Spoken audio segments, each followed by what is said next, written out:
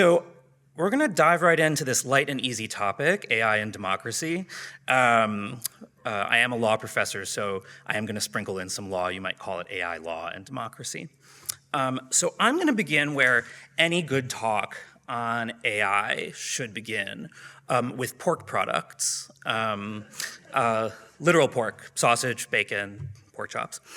And I'm going to do this because of a Supreme Court case that was little noticed outside of the really nerdy corners of law I come from, but that may be relevant to our conversation today in kind of surprising ways.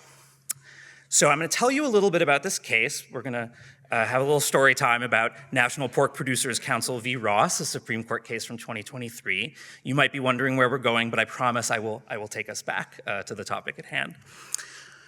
So in 2018, California voters, by a pretty large margin, over 60%, passed something called Proposition 12.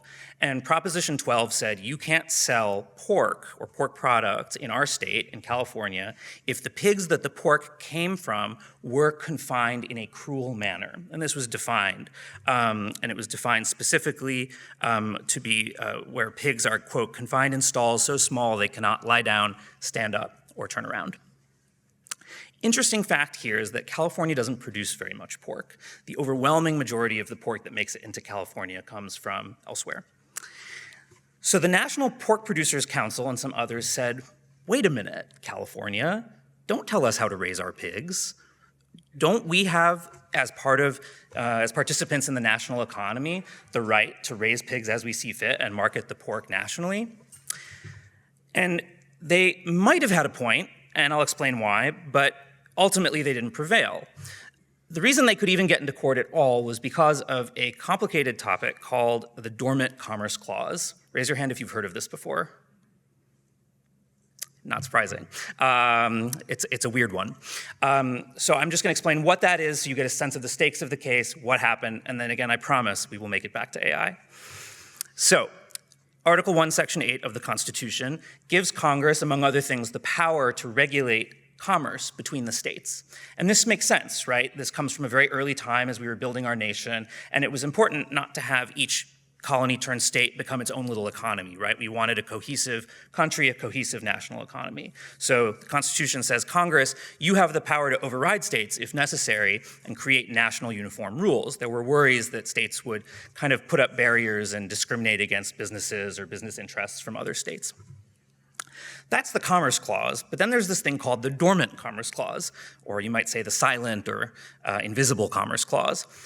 Over the decades, and in fact centuries, there developed this idea that if this whole thing is going to work, rather than wait for Congress to step in, maybe the Constitution also, in a quieter voice, because it's not written down, says to states, you don't actually get to do this stuff in the first place. You don't get to put up barriers to interstate trade. We don't have to wait for Congress to step in and establish uniform rules. Maybe the Constitution actually tells states they can't do these things in the first place. This concept is called the Dormant Commerce Clause. And so the California pork producers, the out-of-California pork producers said, this violates the Dormant Commerce Clause. It gums up the works of interstate trade in a way that's a problem in a big, diverse country like ours. And the Supreme Court said, sorry, no. But it was a very close decision. It was a 5-4 decision. And for those of you who follow this kind of thing, you might think that you could guess who the 5 and who the 4 are. You can't. The majority decision was written by Justice Gorsuch. He was joined by Justice Thomas, Justice Sotomayor, Justice Kagan, and Justice Barrett. I know not everybody knows who all those people are, but they were appointed by presidents of both parties, and that's a really weird coalition. You don't see that happen very often. And from a law professor's perspective, it's actually a good thing when you see these weird coalitions. It's interesting when we scramble our preconceived notions of who supports what. So what did this majority say, and why am I bringing it up at all? There are some key themes in the decision itself and also in the case that I'd like to kind of build on today as we think about the role AI plays in our democracy. Perhaps the most important one is this notion you may have heard of that was coined by Justice Brandeis more than 100 years ago, that the states are like laboratories of democracy, right? That states give us the opportunity to try out different things before we decide what national approach we want, or even if we need or want a uniform national approach. And this was a theme that comes up explicitly in the decision. And I want to build on this today. The people in this room who are attracted to this topic love to think and talk about innovation, experimentation, and innovation, right? This is how tech advances happen. And one of the points I want to make today is that innovation, experimentation, and iteration are also important values in law itself. They're important in democracy. They're important in actually how we regulate AI, how we govern AI. We have to create space for us to try new things, just like we have to, and I mean we, all of us, just like we have to create space for individual firms to try new things. So that's one theme I wanted to take out of this, and it's a theme that shows up in the opinion. Justice Gorsuch says, well, wait a minute, states have been regulating the safety of products within their borders since the founding of the country. They have different approaches. That's a good thing. Sometimes the approaches are successful and they spread. Other times they fail and something else gains prominence. That's how it's supposed to work. The second theme I wanted to kind of tease out of this case as it relates to AI is the role of bottom-up democratic activism here. This was a voter proposition, right? So everybody in California who voted on this. It wasn't just in the legislature. I'm not suggesting we ought to do that for everything, let alone everything related to AI, but it's kind of a reminder that not everything about our democracy, not everything about our collective decision-making is about what happens in Washington. We have a lot of important decisions that face us in our neighborhoods, our cities, and our states all the time. And that goes on no matter who's president, no matter what's going on abroad. And this was a really pitched political battle, but it happened on a state level. It's a big state, it's 40 million people. But you saw a lot of people involved because it was the sort of thing people had strong opinions about. They felt the ability to get involved. And the Supreme Court actually said, we want to preserve the opportunity for that. A third theme that comes from this decision is that just because we have a national market in general, or a national market for a given thing like software, doesn't mean that we have to have uniform national everything, laws and regulations. Sometimes we do, and sometimes it's helpful. The Commerce Clause that I mentioned gives Congress enormous power to step in when it wants to and say, actually, we need to standardize everything here. But in its absence, we in our smaller political communities get to try other things out together. And I'll explain why I think that might be a good thing, at least sometimes, rather than a bad thing. All right, so back to AI proper. Where's AI here? A running theme in my research and lectures, for those of you who were here last year, this will sound familiar, is that a lot of the legal structures and legal doctrines we've rigged up over the centuries may come under increasing strain in the AI era. They may not be fit for purpose anymore, at least in their current forms. We have to think about where they can stay around and adapt and where they need some updating. And so I'll just give you a couple examples in law in general. So we have contracts, right? Contracts started as you and I haggling over a goat. I want your goat. We know each other, we know the goat. We know the goat's strengths and weaknesses. We probably know each other's economic circumstances. We agree on a price, write it down, maybe even don't. That's the contract. Contract law emerges out of this kind of situation. Then flash forward to the 90s and the 2000s, and we're all clicking I accept, right, to terms and conditions that fall from the sky that we've never read. Is contract law appropriate for that? Maybe, maybe not. Last year, I quoted Peggy Radin, a really famous scholar of contract law, who argued that even then things were out of date. Now we're in a weird situation where you click, I agree, but maybe the terms and conditions that you're signing aren't the same as someone else's. Maybe they've been updated based on an AI-driven behavioral prediction about you, but you don't know that's happening. What do we do with that? Not the theme of today's talk, but happy to talk about it in Q&As if you're interested. It's just an example of legal structures coming under strain. Another area is tort law, where, you know, if you're injured in an accident, theoretically, you could sue the person who did it to you or the company who did it to you. We have spent literal centuries trying to figure out when a person is responsible legally for paying someone else when they injure them in an accident. But a lot of the legal reasoning starts to break down a little bit when you have a machine as the proximate actor, and it's not entirely clear who played what role at what stage of the machine's development. And I'm using machine in obviously a very loose way. And so if you were here last year, that was kind of what I was getting at. I was worried and I was pessimistic. And you might look around at our 50 states and all of our cities and go, maybe federalism is another one of these things. How can we create an environment that promotes innovation? How can we create an environment where firms can grow and thrive when they have to navigate a maze of 50 different state legal and regulatory regimes? And there's an intuitive appeal to this, but particularly like in today's moment where the states don't always agree on everything, right? I wanted to actually make the case that in this instance, we've come up with a systemic solution stretching back to our nation's founding that actually might be a good match for the AI era, precisely for the reasons I was getting at earlier, that you don't just want innovation in the tech itself, you also want innovation in the governance methods, you want innovation in the systems. And so I'm just gonna go in a little more detail about how I think about this. Briefly, though, I think DeepSeek already got one mention for those of you following the news. Of course, there's a lot of people talking about whether we've lost our edge or our mojo as a country because suddenly China is able to develop these AI tools more quickly, more cheaply than we thought. Have our key strategic firms lost their edge?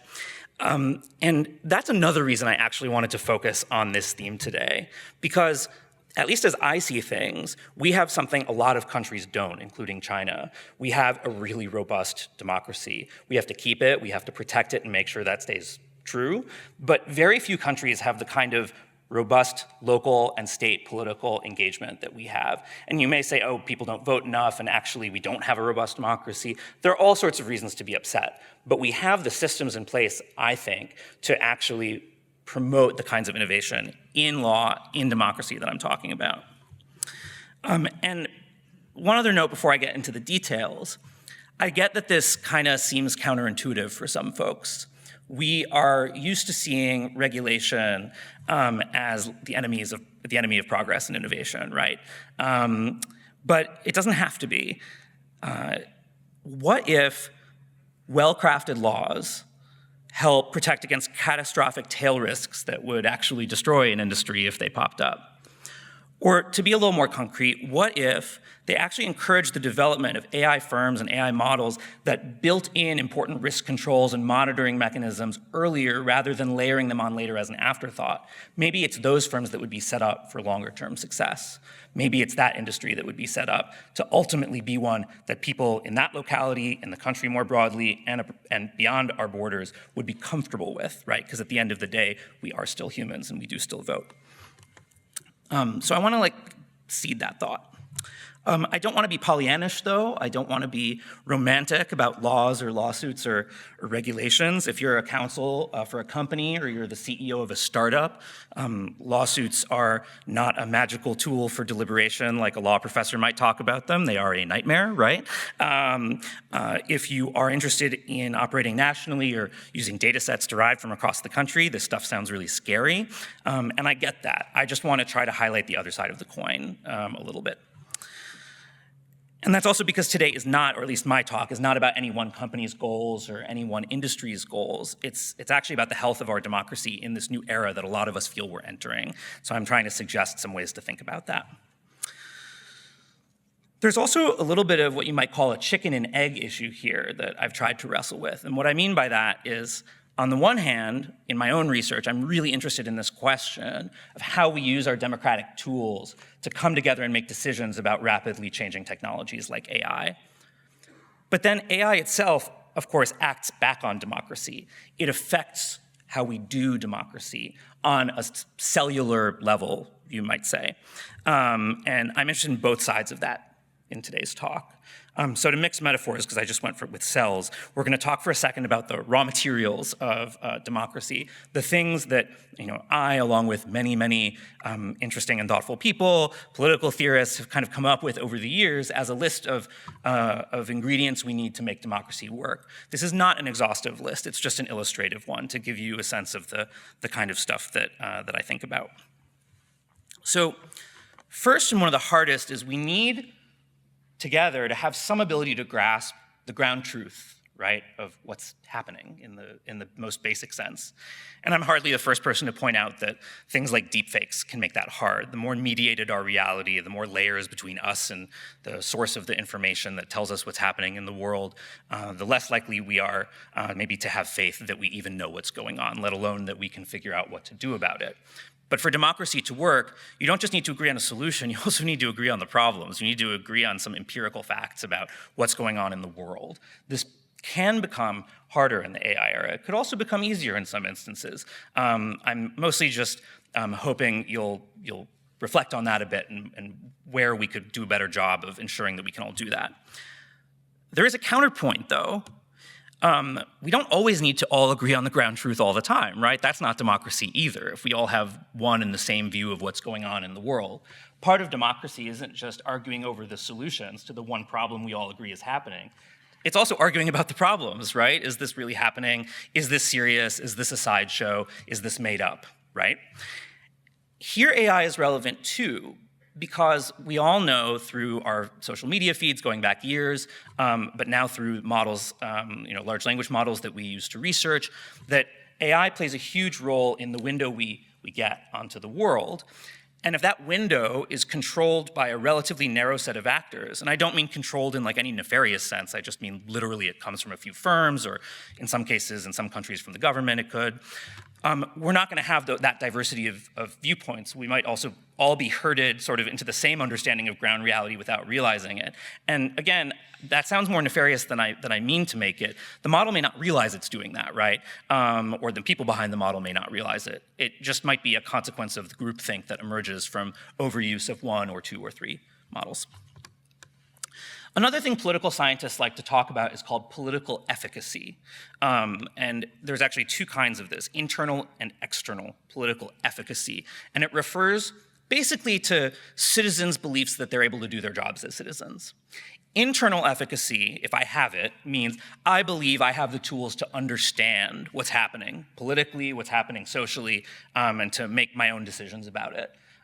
External efficacy, if I have it, means I, as a citizen, feel empowered to actually do something about it. Like if I get involved, there's some chance it might actually make a difference. It's really hard for democracies to thrive or even survive if you have both of those missing, and to thrive, you really need both of them. You can see how AI gets at these issues in ways that could be a little scary, right? We've all read articles about micro-targeting of folks based on their emotional states, right, or their economic situations. It is possible to not just use AI to spread hope, but to spread hopelessness. It is possible not just to shed light on how people's political activism is making a difference, but also to cast a shadow on it and make it harder for people to understand how political action can lead to this or that outcome. These are tough puzzles. But there's more. There's more. I like to say that democracy does well in situations with a Goldilocks level of stability, right? If a situation, if a polity, as we say in political science or law, is too stable, if it's too the same from day to day, year to year, decade to decade, people will disengage, right? They feel like things are going to be the same no matter what they do. That's not good for democracy. But if things are moving too quickly and people perceive that they're spinning out of control, that's also not necessarily great for democracy. You can see why it would get at this efficacy issue. They wouldn't feel able to play their role as citizens to tackle these shared problems. I think it kind of goes without saying how AI could cause the second variety of problem. But AI could also cause the first type of problem for the similar reason I was talking about before. If a model or two becomes dominant in the same way that Google was in search, through my youth, suddenly you could get forms of reasoning, forms of question asking and answering, starting to ossify, to freeze a little bit. That may not be a good thing. If you think about it, or at least when I think about it, it seems like state and local politics and keeping those areas of democracy vital actually get at all of these problems. So first there's the ground truth issue, right? We gotta agree on what's happening. In a twisted way, the AI era may mean that non-mediated reality, meaning the things we see with our own eyes, the people we hear from with our own ears, becomes more important. Maybe my feed can convince me that a stranger 1,000 miles away is a monster, but they probably will have a hard time convincing me, even subconsciously, that my neighbor is who I garden with, right? I mean, it's a trite example, but the closer things are to our communities, the more able we are to verify things with our own eyes, or at least through friends and family and contacts we trust, the less vulnerable, in a way, those kinds of knowledge-gathering systems are to interference from what we might worry about, right? And so making sure that people can act on that in state and local politics is really important for keeping democracy relevant and not a sideshow. Think about efficacy, right? Washington feels very far away. I mean, maybe not really because it's on the news all the time, but it's literally far away and you won't meet most of those people most of the time. But the fact that you can actually see and meet your local officials, you can see the park that did or did not get built, you can see the good disappear from the store shelves when the state legislature decides it should be banned, or when it legalizes it, you see it show up in your own shop. That's the kind of concrete impact on people's lives that allows you to make the case that democracy matters in a more direct way, and to convince people that they can actually understand it. And creating the opportunity to govern AI and AI systems on a local and state level, and I'll say in a second what I mean by that, actually I think will preserve this kind of core democratic mechanism. There's a lot of other ways I could go down this rabbit hole, but I think I've made the point there. And so I want to step back and say, okay, when I say govern AI, state and locally, what do I mean? I think it's important not to think of AI or tech as one area of policy among many, right? Instead, and we're going to hear about it over the course of this conference and the weeks and months to come, AI has kind of become implicated in all sorts of things we've always been making decisions about together democratically. So what are some examples? You may have heard about sentencing algorithms. These are a thing. There are states where judges receive AI-driven predictions of how likely an offender is to reoffend. Now, that doesn't translate directly into an automatic sentence. It can't, at least according to a Wisconsin Supreme Court ruling in that state. But you can see how that would have a profound influence on a judge who might otherwise feel like they were just doing guesswork, right? Making decisions about criminal sentencing and public safety, that's not new. That's a core democratic function that we do together, and we usually do it actually on a state level in the United States. Most crimes are state crimes. And when we're in a moment of criminal justice reform and we think sentences are too tough, or the reverse, that kind of conversation usually happens on a state and local level. But now to even understand what you're talking about, increasingly you'll have to understand how the algorithms work that underlie sentencing decisions or bail decisions. That gets hard for the average citizen, right? Really for any citizen. Education, right? Classic state and local issue in the United States. I've had some great conversations already at this conference with folks about how, for instance, AI could supercharge individualized learning for students with, say, learning disabilities or different kinds of learning styles. On the one hand, awesome, right? Seems like an unalloyed good.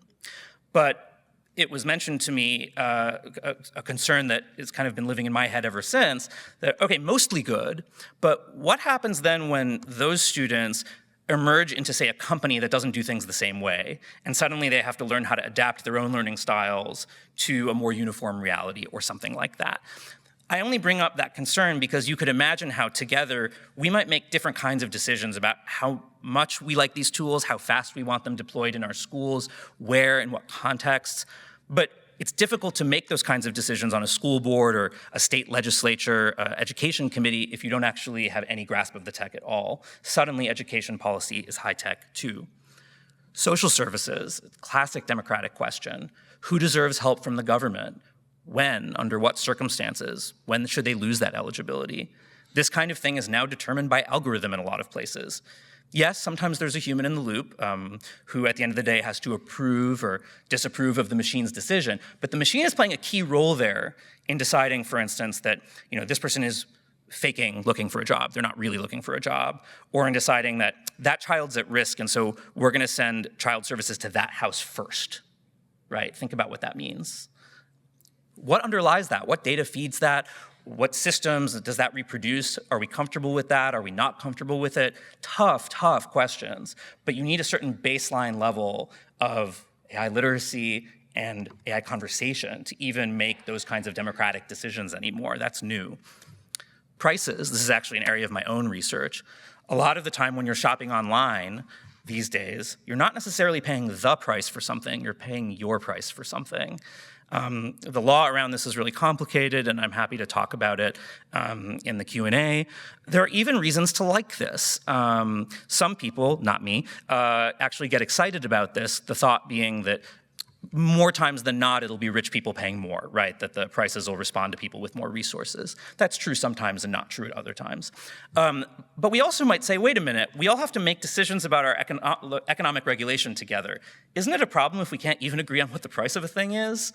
That's tough, right?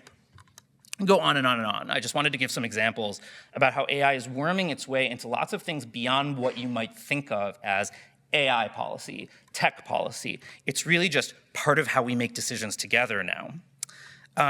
This is potentially dangerous for democracy, right? If even fewer citizens, even forget citizens, even fewer legislators, right, feel empowered to be an informed part of that conversation. So where are we? To sum up this simple, no problem at all set of challenges I've identified, first, we need to make sure AI doesn't erode the raw materials of democracy in its day-to-day operation.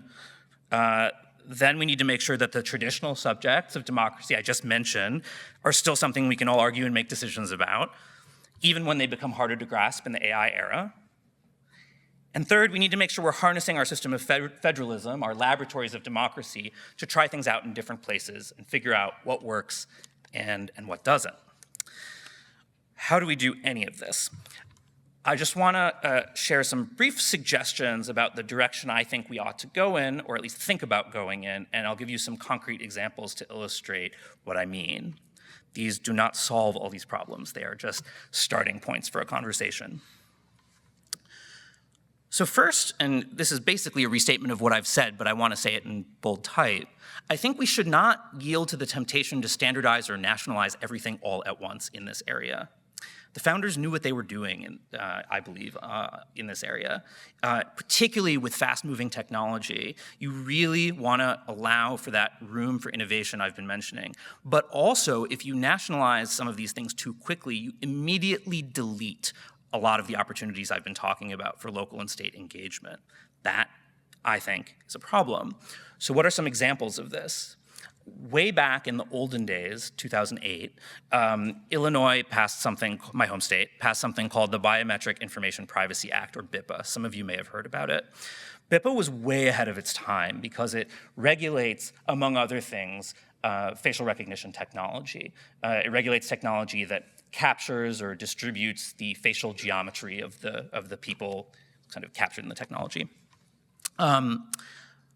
BIPA was passed when nobody was thinking about this stuff. There's a very interesting story about where it comes from, which I can tell you if you're interested in the Q&A.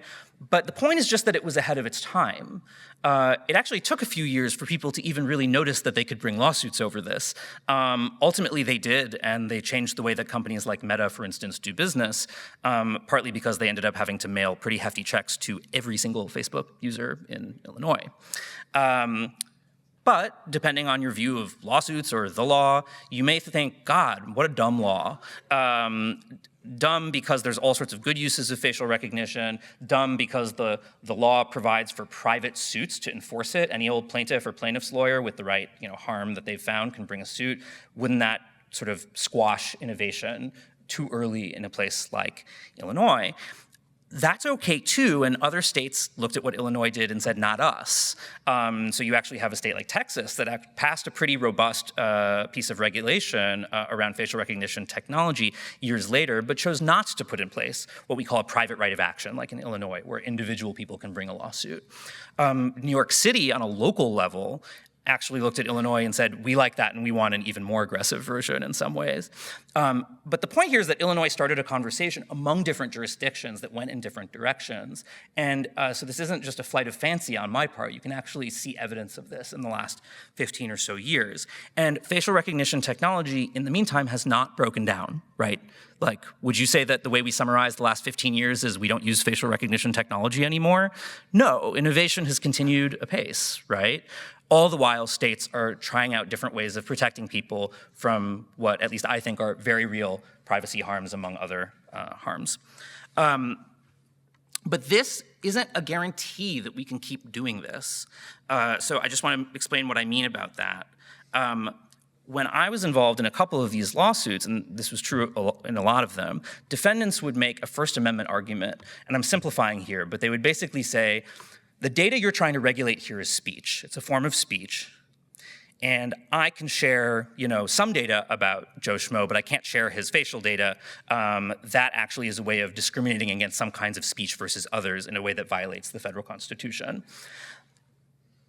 You may think that sounds silly, but it's actually a pretty serious argument, and it comes up a lot. It hasn't succeeded so far, but I say so far for a reason. The Supreme Court has gotten really aggressive in terms of the areas that it says states can't regulate anymore because of the First Amendment. But also think about the themes of my talk, if I've persuaded you at all. The minute you constitutionalize something like that, as I've described it, you shut down those opportunities for state and local innovation and experimentation. Even before, for instance, Congress has stepped in and said, maybe we should do something about it. All right. Second, and this may be the harder one for the business folks in the room, but when we zoom out, we got to remember that lawsuits aren't always bad. They can be bad and they can be scary.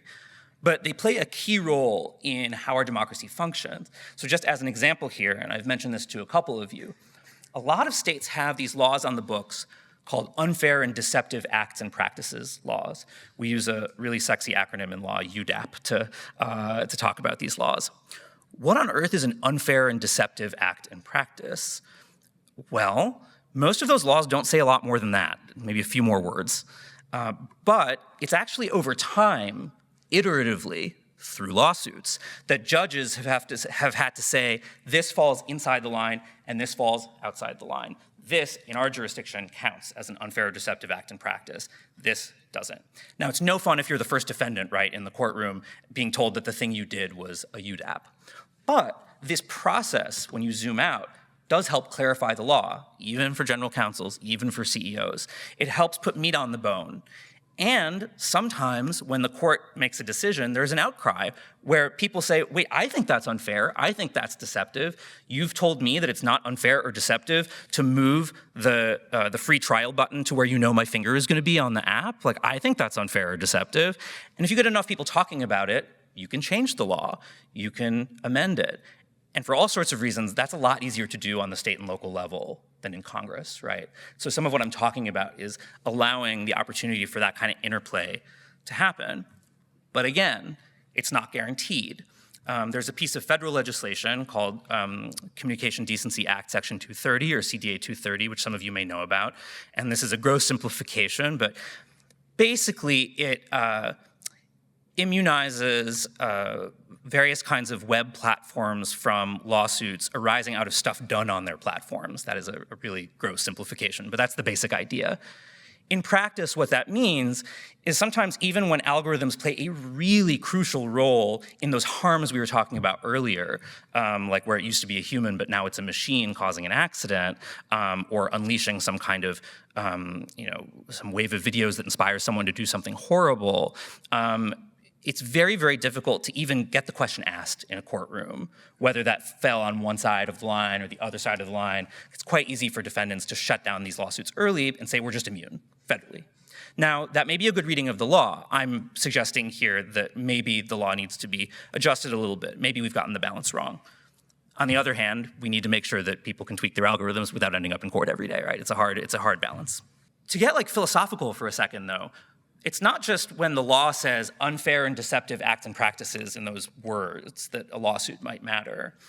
Even a really basic question of what a harm is that you can get redressed in a courtroom, or what a harm is that's serious enough to get compensation for, that's a deep philosophical question, and states differ on this kind of thing. So I'm actually stealing this example from a very clever student who used this analogy. We were talking about a situation where your data was used without your consent to train an algorithm, but then your data was deleted, or you got it back, and they don't have it anymore. But the algorithm they trained on the data survives. There's an academic named Tiffany Lee who writes about this and calls it an algorithmic shadow.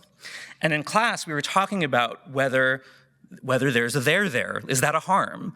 If the algorithm lives on and your data played a part in building it without your consent, but ultimately you get your data back, whatever that means, is there a harm to even talk about? And my student said, of course there is.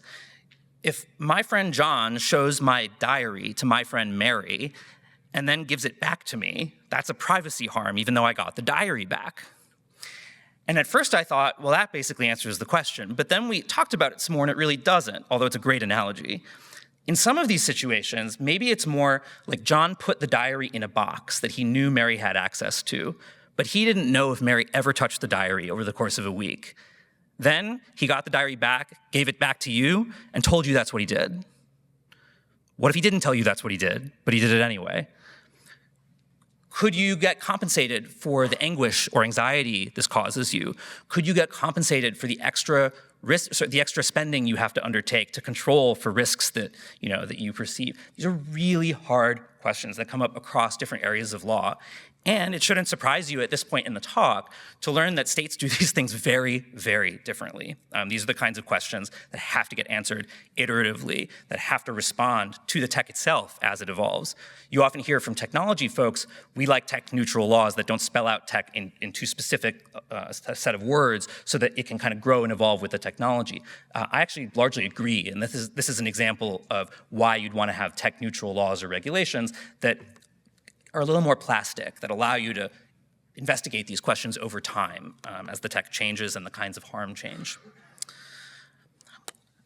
A third area that I think we need to focus on if we're gonna make possible what I think we need to make possible is investing in that kind of ground knowledge, especially state and local ground knowledge, that shared sense of reality that we need in order to make democracy possible.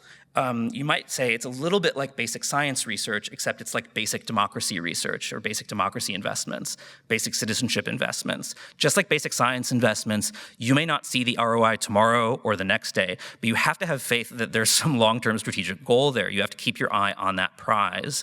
And some of the answers there may have very little to do with AI, right? It may actually have to do with reactivating things we used to be good at.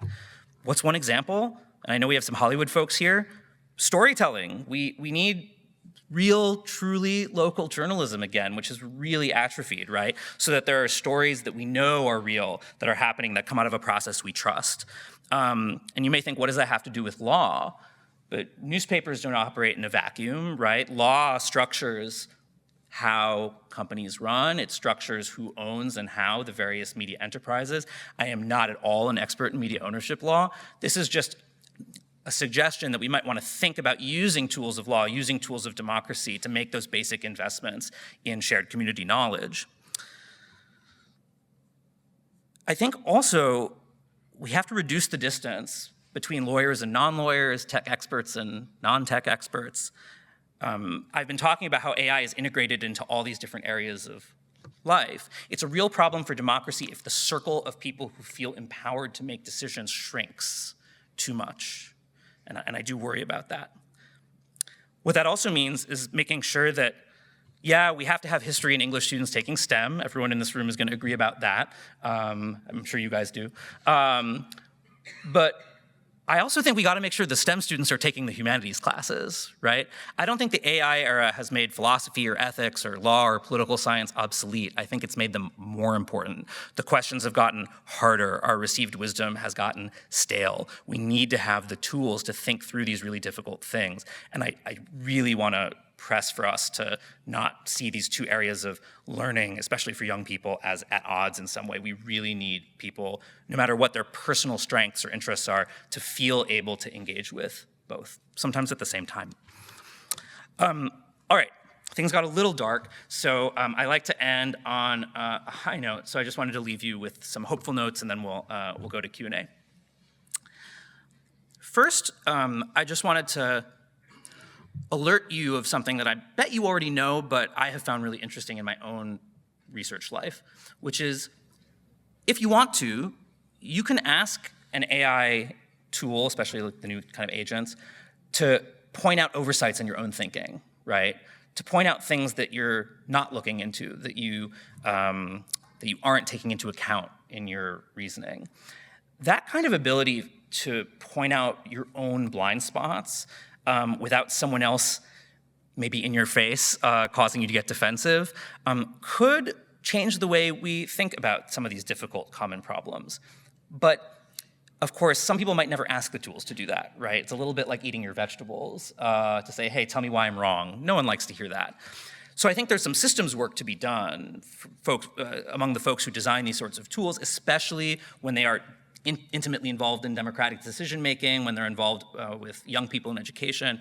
How do we design them to incentivize people to ask those kinds of questions and to surface their own blind spots, to get visibility into areas of society or thought that actually they wouldn't without the tools? That's an interesting capability. The second area of hope harkens back to that weird coalition I mentioned earlier, Justices Gorsuch, Thomas, Sotomayor, Kagan, and Barrett. This is one of those rare topics where a lot of people have not really decided how they feel yet, or at least where their own views are really in flux. And a lot of us have more open minds on this topic than most other things, where we might think we basically know how we feel. I don't think we should just cherish that, although we should. We should really harness it. This is an area where we can have conversations with folks we wouldn't talk to about other things, at least not necessarily. This is a really crucial moment for having those conversations. And in my more hopeful moments, I think that when we have those conversations about AI, when we take the time to say, you know what, there are things I don't know, I want to hear what my neighbor knows about this, there might be some positive spillover effects into other areas in our democratic life. So I just wanted to share that thought with you because that one helps me sleep rather than keeping me up at night. And finally, events like this. I think events like this aren't sort of a separate thing that lives outside of our democratic processes. It's part of it. Bringing people together like the ones in this room. Without things like this, we would have absolutely no chance to accomplish anything I'm talking about. So you may not even think that by being here you're doing a civic duty or playing your part as a citizen. It may even seem corny, but I really encourage you to think of it that way. And I look forward over the next few days to learning from all of you about the many, many things I don't know about all these challenges facing us and our democracy. So thank you.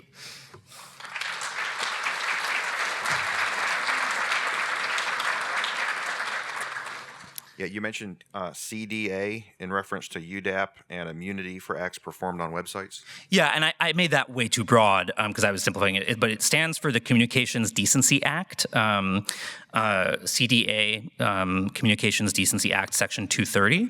And rather than, and it is a source of immunity for the creators of web platforms on which other people do things, commit acts, right? It's not blanket immunity for anything and everything. There are boundaries to it. And if you're interested in this, there's actually a Supreme Court case on this question even more recently than the one I discussed.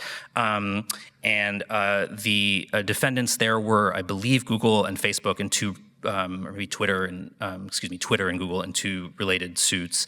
If you're wondering why I didn't use that lawsuit, it's actually because the Supreme Court mostly dodged the question of what the boundaries of that immunity is, and maybe for good reason. But if you're interested in kind of getting a primer on that area of law, a lot of these cases, and this will sound familiar if you were here last year, a lot of these cases are purposefully written so that anyone could read them. Not literally anyone, but that many, many, many people could read them, especially non-lawyers. It's considered good in law to write a judicial opinion such that the kinds of folks who are regulated, in the space or who are just interested in it could still read and learn. And that includes students at all levels. And so rather than rely on my really messy summary of it, I would just encourage you to go and read those decisions. Scholar.google.com has a little button you can press where instead of looking for academic articles, you can look for case law, and it's a great way to get very quick, very free access to these sorts of cases. But I would send you there first. Do you think hard-hitting AI laws are even possible with the current Trump administration being so close with CEOs like Sam Altman or Mark Zuckerberg that they could just lobby against laws they disagree with $1 billion that they have? No, it's a really important question when a lot of the companies involved, especially at the national level, are so well resourced, as you mentioned in your question. And maybe I'll be proven wrong in a couple years or months. We'll see. But there's a lot of stuff that, in order to be regulated nationally, Congress still has to participate in. Like, Congress has to do it. President Trump is very interested in finding ways that he can make changes at a federal level without Congress. But there are some areas where, and it might take a court case or two to say this, where Congress either has to act or there's no national answer. And this is your question. It's funny. Through most of my adult life, we've all been talking about how bad Congress is at its job. It never does anything. It takes forever to get anything through Congress. What are these people doing there? This may sound very familiar to you. If you're interested in the state and local stuff I'm talking about, maybe you could spin that as a good thing, right? And say that actually, if you don't have faith that we're going to get, for instance, a federal piece of privacy legislation, which we still don't have, if you're not optimistic that we're going to get a big federal piece of AI-specific, hard-hitting AI legislation, to use your language, even when the entire EU, composed of a bunch of different countries, has managed to do this. If you're not optimistic we're going to do it federally, maybe you should take some solace from that and say, actually, what this does is leave room for these other avenues of political participation. Now, nothing prevents these same companies, right, from coming into state capitals or city hall and using their lobbying power to try to make this stuff difficult. But Illinois is home to Chicago. It's a big economy. It's like 12 million people. It was not an irrelevant market to a lot of these companies. And with all its lobbying might, Meta and its allies were not able to get Illinois to repeal the law. There have been some changes made, but it's still a very powerful law, partly because I think the stakes are clear. If you tell people this prevents private companies from surveilling you when you don't want to be surveilled, people can understand that. And for reasons I was trying to get at in my talk, the counterweight to all those resources you're talking about is regular everyday conversations, regular everyday knowledge that I think is especially powerful at a state and local level. But I don't want to be overly optimistic. I think that the stuff you point out is obviously very relevant from a federal level. And I'll just harken back to what I said earlier. You're going to hear a lot, I think, over the coming months and years about how important it is that we have uniform national solutions for all of these problems, because how else could these companies operate otherwise?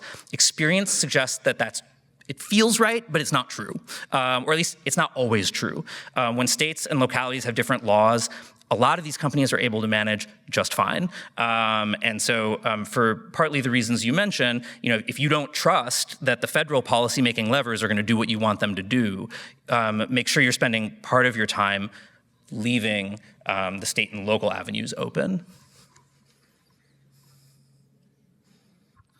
So I had a similar question because the Commerce Clause spurred this for me as well, brought me back to my law school days. But I hope I didn't mess it up too badly. No, you had it right. No, I didn't know what the dormant Commerce Clause was. But my question is similar to what the gentleman asked. Do you think there's going to be an overriding federal policy implemented by this current administration with regards to AI innovation, and then also the liability side of it, the civil and criminal penalties, or will they ultimately leave that for the states, as you were kind of discussing already? Down the road, like a decade from now, there's always going to be nefarious actors. So I guess more pointed question, do you think civil and criminal penalties will be federally mandated, or do you think they will set the ground level and states can always go more, just kind of, how it works now? No, a great question. I'm going to work backwards from where you ended. So you presented two, if I understood right, two options there at the end. So one was, federal, state, and criminal or civil and criminal penalties that are kind of uniform, right? And then the other that is like a floor that the states and maybe localities can build on. And those, just for those who aren't lawyers who don't spend time thinking about this, those are two pretty common models. But I wanted to focus on that because there's like a third that I think is probably even more likely, which is like CDA 230, where the feds set a ceiling, not a floor, and actually tell states, thou shalt not impose, civil and criminal penalties. Thou shalt not get in the way of such and such technology, right? And I'm not saying that is going to happen. I just wanted to make clear that there's really 3 different flavors of this, not 2, I think. So that's one thing I wanted to say. Look, I think anyone following the news in any area of law or policy over the last couple of weeks would come away saying, we're going to have to make maybe harder decisions than we've had to make before about the boundaries of executive power and where Congress does and does not need to get involved. I would be shocked if this area were an exception. I think that it's extremely likely that we will see attempts to use executive authority through the various relevant departments to do rulemakings on this, to update regulations. And I don't say that again to make it sound nefarious. I mean, that's something agencies do in some sense when new presidents come into power. It's part of how it's supposed to work. But there are boundaries, and you might think by 2025, our country has figured out where those boundaries are, where the president's authority ends and Congress has to step in. I think a lot of us are learning now that a lot of these questions are unresolved. And so I think before we get a big national piece of legislation in any of these areas, and again, you asked me to make a prediction, and so I could be wrong. My hunch is the first big moves will be made at the administrative or executive level. And again, I don't mean to prejudge whether those moves will be good or bad. I think that's where they'll come from. And then we will, learn through court cases and other mechanisms, ultimately where Congress still has to act and where the agencies can't do it on their own. I don't think we'll get something big from Congress until we answer that first question, like where we need them, because it's just so hard to get them to do anything. But that may not be a bad thing. From an industry perspective, when I hear localization of governance, the first thing I think of is jurisdictional nightmare, Right. Trying to craft policies that would make us compliant across a national marketplace.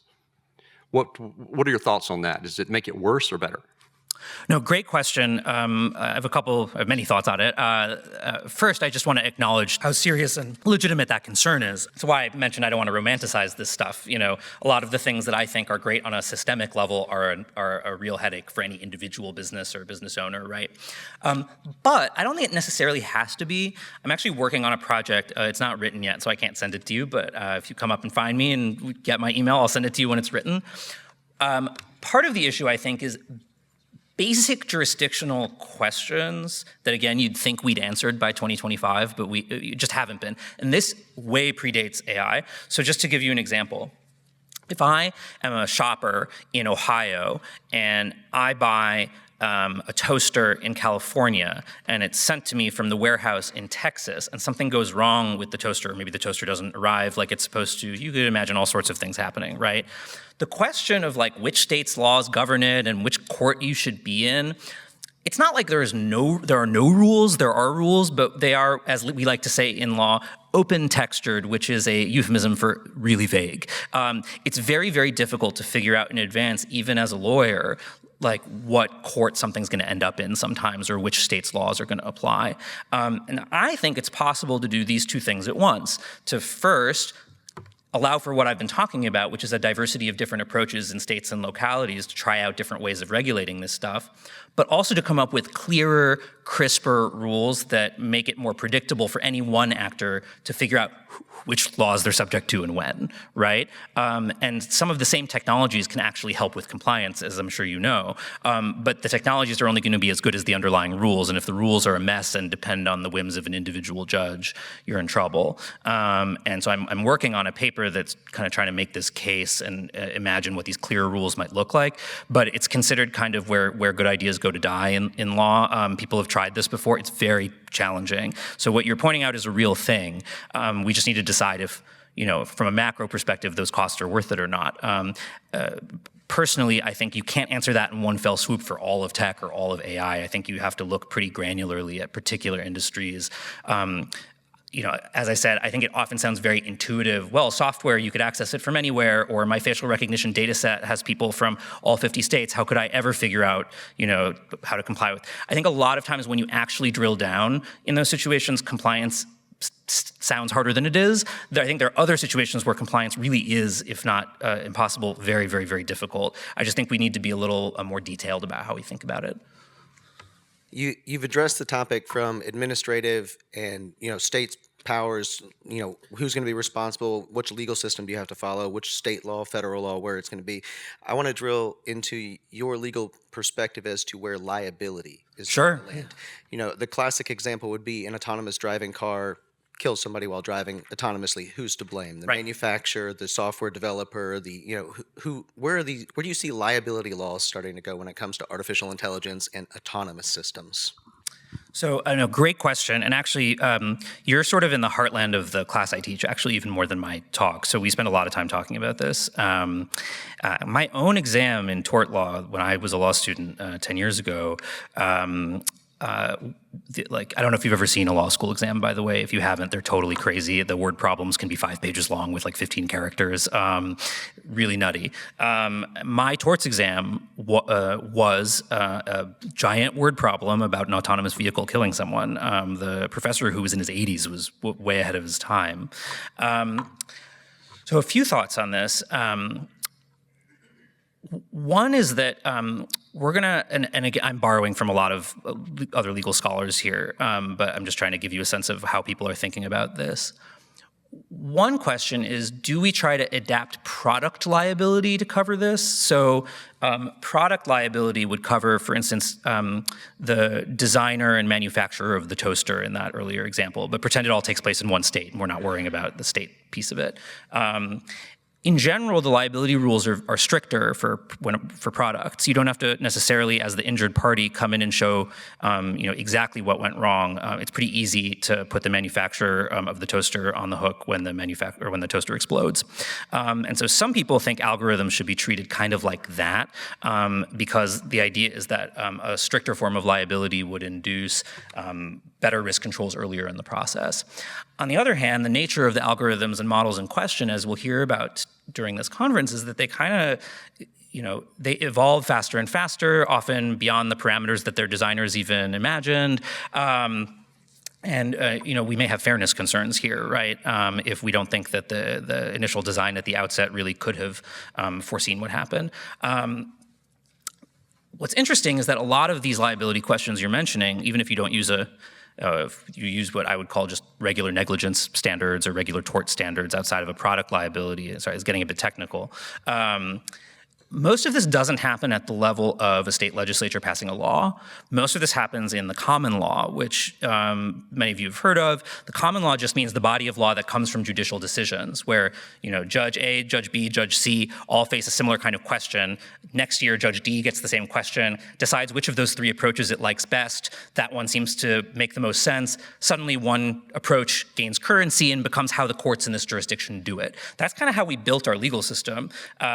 We adopted it from England, and a lot of judicial decisions around tort liability don't necessarily come from statute. They don't come from a law the legislature passed. They come from trying to adapt these 200 or 300-year-old principles to kind of changing realities. And in a way, common law was like the first tech-neutral regulation, right? Because the idea is that we could use concepts like the duty of care, or which has to do with what the amount of care a reasonable person would take under the circumstances. It's meant to be really, really open. On the other hand, from the gentleman's question earlier, we can imagine how this would make life very difficult from a predictability standpoint, right? If the standard is what a reasonable person would do with a model like this, is the reasonable person today the same as the reasonable person last year? Is it the reasonable person with my degree of technical training? These are hard questions. So I'm definitely punting here, but I'm punting because I don't think there's going to be a big, even uniform answer across a given state. I think this will emerge kind of iteratively again, like across lawsuits and judges' decisions. Crucially, though, if enough judges go one way and the people in that jurisdiction go, wait a minute, all of you are finding no liability here, but we think the designer of this algorithm ought to be liable for this kind of thing, legislatures can often override this and say, all right, the courts were acting in this kind of empty space where we hadn't acted, but now we don't like the direction this is going in, we're going to pass a law that says this is how liability works in this space. So it doesn't have to work the way I'm describing. I just think that legislatures probably are going to give courts time to think to give cases time to percolate before they decide on the right answer. Maybe that's a bad thing, but that's how I think it's going to proceed in most places. So I guess these questions, they all circle around what you've been talking about, like when, let's say, this AI citizen does some harm, who's responsible? Right. You know, and where that puts, I'm just wondering if you have any, I mean, we're far from that, but wondering if you. We're not that far. I mean, my macro thought is that whatever we come up with, some human has to ultimately bear responsibility. The buck has to stop with someone or some group of people. It's just a foundational truth in our system of laws that if you let loose a technology in the market and something happens because of it, someone somewhere has to be able to pay up at the end of the day when it goes wrong. There are very limited exceptions, but that doesn't answer the question of who. And I am still working through how I feel about this. I find it really complicated. But even what seems like a really basic point that I just made is kind of controversial sometimes, right? And I think we should start from the point of view that we're going to design better technologies and we're going to build a safer society if we start from the proposition that we have to think about this responsibility question from the get-go. Everybody at every stage of the development process needs to be thinking about this, not just because of the risk to themselves. I actually think it'll make better technology, it'll make better industries and better markets if we're building in this question of the chain of responsibility earlier. But I'm a little agnostic as to precisely how it works for, say, you know, should the way it works for Gen AI be different from how it works for earlier generation machine learning that decides on which price we pay for something, right? I can think of pretty good arguments in either direction, and that's classic law professor. But on that, I think it's too soon for me personally to say. I read a lot on this question, and I just haven't been persuaded one way or the other, like as to a kind of a precise solution. You mentioned the use of AI in courts to determine the likelihood for repeated offenses. Do you know what specifically that is based on? Like, do they take into account like family history, or is it stereotypes? And what do you think the efficacy and the future of that is? Yeah, great question. What's interesting is, so the most famous of these models is called COMPAS, but it's an acronym. I cannot tell you what each letter stands for, but if you're interested in researching in more depth, you should look up COMPAS sentencing. I think it's one S at the end. What's interesting there is, they designed it, this is not really my personal research area, so I'm speaking a bit secondhand, but from what I understand, it was designed, at least in theory, carefully to not use explicit variables that we wouldn't want used, right? It's certainly not going to ask and use variables like race or gender, right? The problem was that a lot of the variables it was using correlated, right, with those other variables, sometimes for reasons that are external to the technology. So a classic example is like arrest history, right? So arrest history was the kind of thing that would show up, I believe, in this algorithm. But arrest history doesn't fall from the sky either, and it's not just a result of any individual's actions, it's also a result of where the police decide to deploy their resources, right? We can all think of kinds of crimes that result in arrests very often in deprived areas where no one ever gets arrested in a rich neighborhood for them, right? Like certain kinds of drug crimes. And so there was a lot of criticism that, another one had to do with the number of connections the person had to other felons, right? That's the kind of number that also emerges out of like a lot of other things going on in society, and maybe bothers us because it doesn't really have to do with that own person's responsibility, even if the math shows that it predicts things pretty well, or the people think it predicts things pretty well.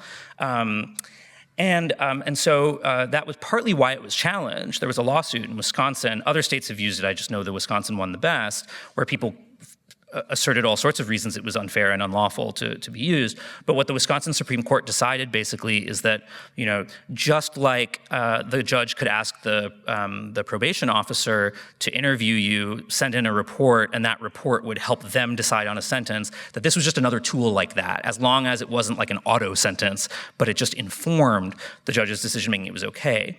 I didn't love that decision for a variety of reasons, but one of them is because the research on human-computer interaction in areas like this shows that people are often inclined to overtrust predictions like this, especially in areas where they personally feel a little insecure about their own ability to make decisions or predictions. And so what the Supreme Court of Wisconsin called just a recommendation could end up, in fact, looking much closer like to an auto sentence than they thought. There are different algorithms that do things like this, though, and they use different variables. They're almost always designed to exclude explicitly the variables that would be what we call protected classes, like race, gender, things like that.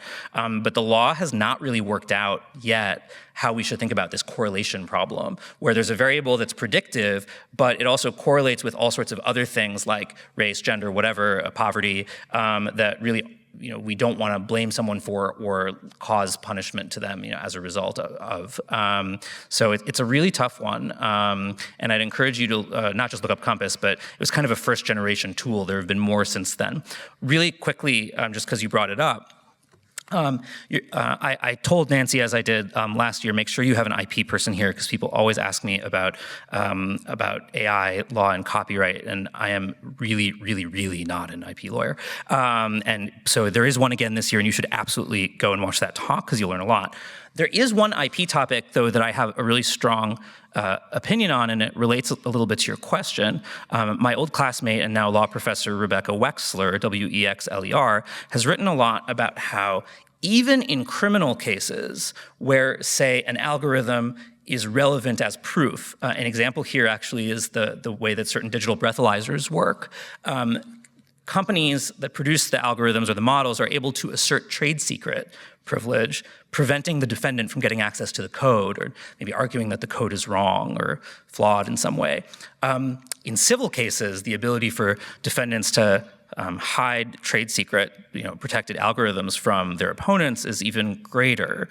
And on the one hand, you sort of understand where this comes from, but if you're interested in being exonerated when you know you weren't drinking, certainly in a criminal context, but even in a civil context, if you're trying to prove, for instance, that the fact that you paid more for this product than the people in the building next to you had something to do with race or some other protected characteristic, if you never can get access to the underlying decision-making techniques, answering these questions about liability becomes absolutely impossible. It's kind of like, it's kind of like a trump card, lowercase t. And so, so that's an area where, whether it's Compass and a sentencing algorithm, or just an algorithm a company uses to decide, who gets charged what for what, who gets bumped from the airplane, creating blanket protections that get in the way of litigants from learning how they were harmed is a problem. Courts can do this more carefully, but my old colleague Rebecca has shown how sometimes it's used very bluntly in ways that get in the way of transparency. Read an article last week that really got me thinking about the language. About the language that we use to even describe the models that are going on. We try to anthropomorphize everything, right? So I mean, we say that they're learning. We say chain of thought. We even give them a face, in logos to try to. What are the effects in law? I mean, the case that I read in the article is, I can purchase a textbook. I can read it. I'm learning.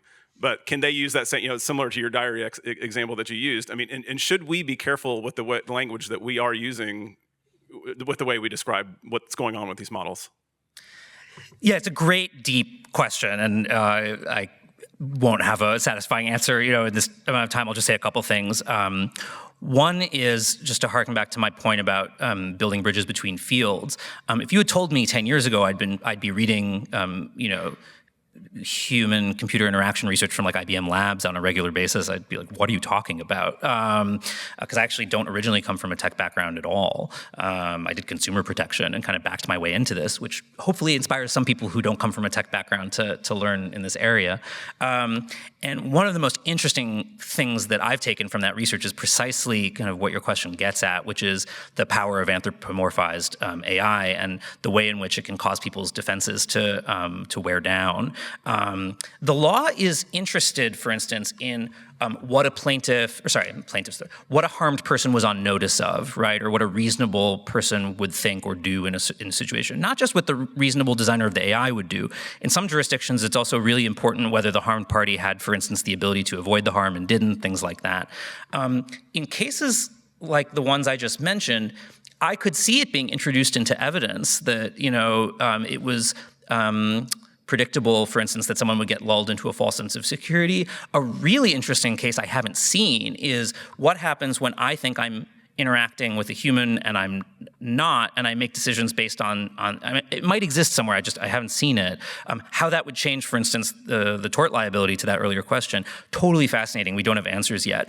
But I think part of how it'll worm its way in, again, is not via like one big law from Congress. I think it's gonna come up in these individual little lawsuits all over, which is why, again, I really recommend if you're interested in this stuff, every month or so, just Google new lawsuits in this area, go to Google Scholar, type in search terms, especially at the kind of highest level, Supreme Court, federal courts of appeals, the state Supreme Courts. You might be surprised how readable a lot of these opinions are. Most lawsuits emerge out of stories. They're often very interesting, more than you might think.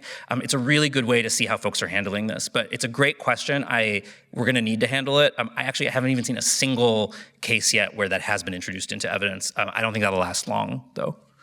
Yeah, with respect to the tort law in terms of like having an AI agent and getting damages, let's say for the robot taxi case, I read about a month ago that some strain of thought centers around like classical medieval English tort law, where like, your cow damages. Ooh, you're speaking my language, say more. Right.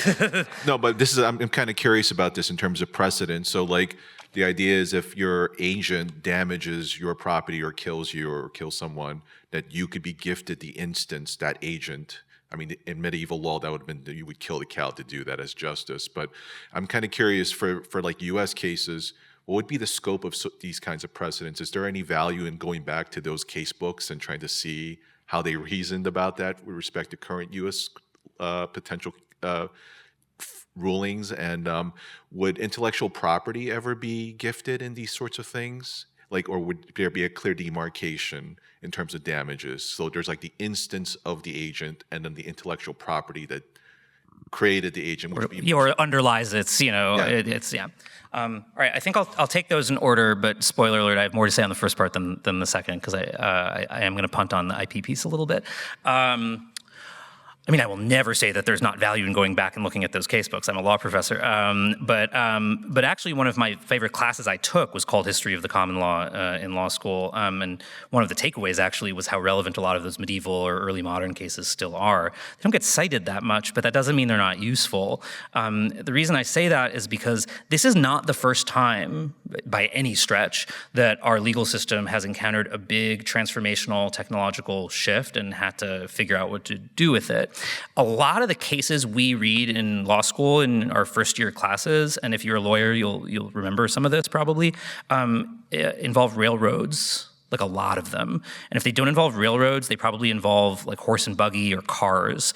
And it doesn't take that much imagination to see how that might have challenged the legal structures we rigged up in the early 19th century before railroads and before then, 18th century and before.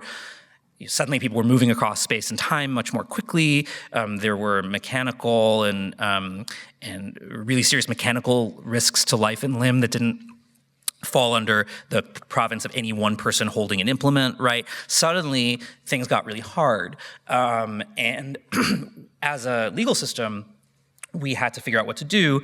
And there are many, many books written about this. There are kind of revolutions in thinking about tort and jurisdiction and things exactly like I've been talking about that arose out of the train era and then the rise of the automobile.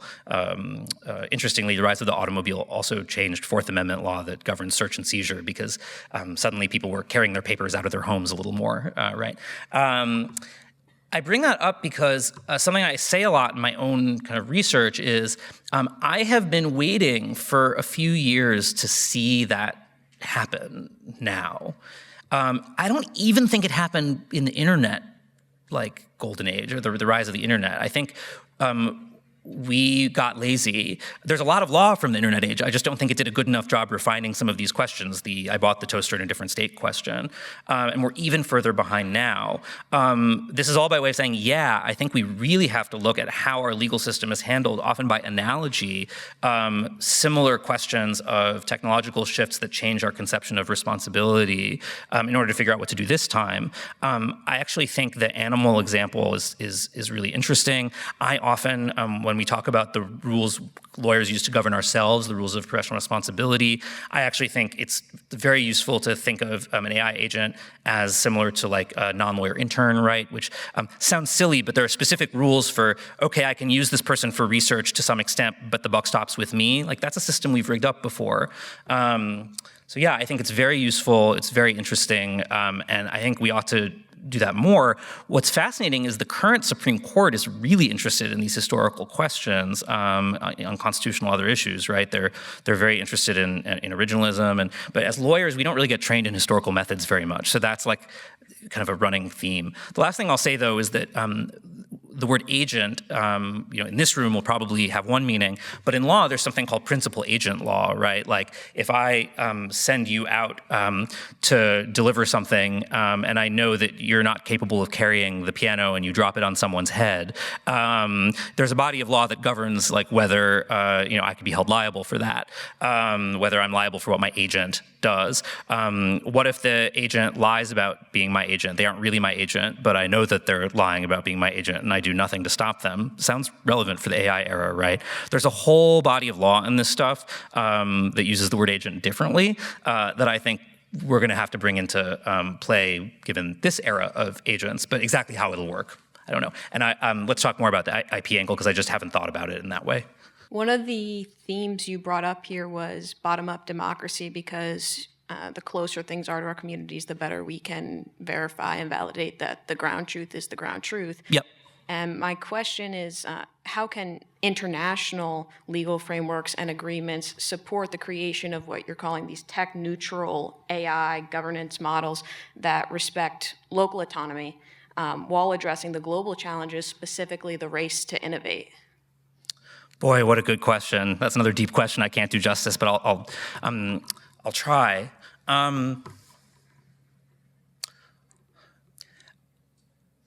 I mean, in a way, this actually is a counter argument to some of the stuff I've been saying, because the further away from our borders, maybe the harder it is for us to understand what's going on, right? But that may be true within the four corners of the talk I just gave, but like as a person, I deeply agree with you. I actually have taught at a law school in Brazil and spend a lot of time reading about how Latin America handles stuff, how, of course, Europe handles stuff.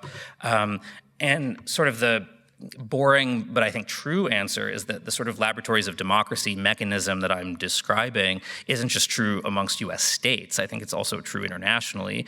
The US isn't particularly good at feeling like we have things to learn from other countries on issues of law and governance, but we really are not the first movers a lot of the time on privacy stuff. We're not the first movers on tech regulation.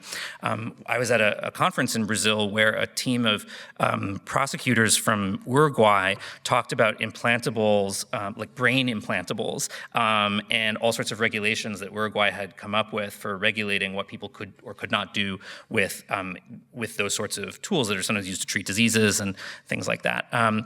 I had literally never thought about this question before, even though I do AI law, at least not in any detail.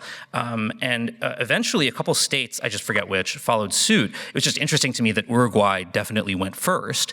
Everyone who's heard of GDPR knows what that is, the European AI Act. We're not always the first movers.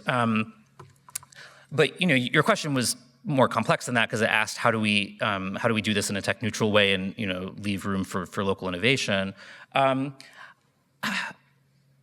I think part of it is just like I'm calling for us to be a little bit skeptical when tech companies, especially big tech companies, tell us they just don't have the capacity to alter their operations for different jurisdictions across states. I just think like a healthy degree of skepticism across international borders on the same issue would be advisable. The tough part is that will sometimes mean that like our companies, US companies, whose competitiveness we care about might be the losers, right? Because they show up to places like Europe and Latin America and say, no, Brazil, you can't do this to Twitter. No, Germany, you can't tell us what to do with Facebook data. And often our government, for obvious reasons, is on the company's side to say, yeah, we have to let them operate in that space in a way that makes sense for them. But I do think kind of as citizens, not just of the world, but even of our own country, when we think about how our government plays that role internationally, we should have a healthy dose of skepticism about whether it's really impossible for a company with the resources of, the ones that we're talking about to adjust for those kind of local, not hyper-local, but, like different nations experimenting in different ways. I think it's possible and I think it's desirable.